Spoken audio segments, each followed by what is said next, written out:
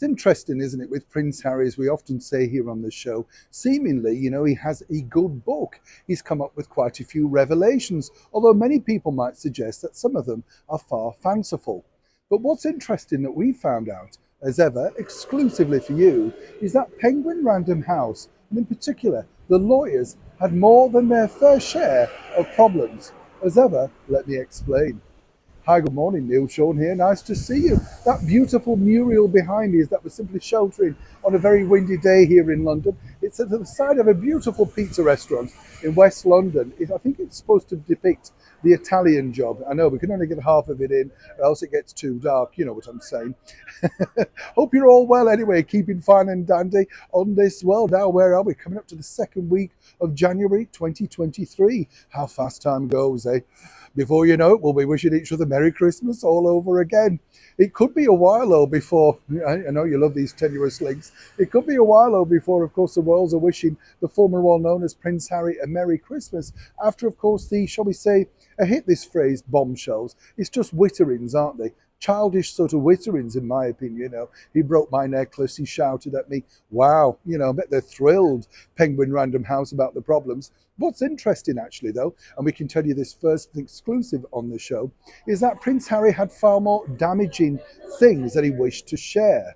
And there were lots of things, in fact, very, very damaging towards Camilla, the King, Catherine, and William. And I'm talking very serious accusations. But the problem is, with all of those accusations, and the bigger problem with Harry and Meghan, is that there's no backup. Now, unlike a television show where you can, put out certain phrases and stuff, in print, it's totally different, particularly in the legality side of things. So Harry found that over 120 pages of, whatever you want to call it, fanciful writings, and as ever, we have to say allegedly, were sent back and rejected by the lawyers of Penguin Random House.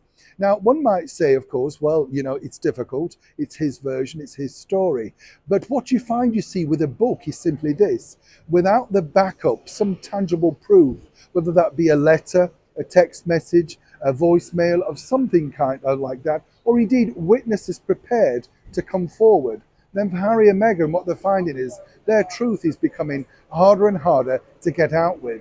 So the stories that you're seeing are very, very pale as to what they could have come out with had, of course, they had some proof.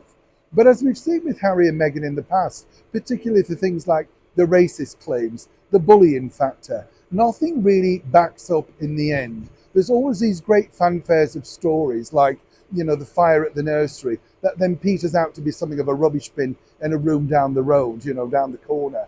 So bigger problems, of course, for Penguin Random House, because, of course, when they were told these stories originally, according to that good source, Harry could back everything up. As ever, as they got further and further in, they realized that these stories maybe were just part of a figment of thoughts of what he felt went on, not necessarily truly legally backed up. As ever, when I know more, you'll know more. Neil Sean in the very heart of London.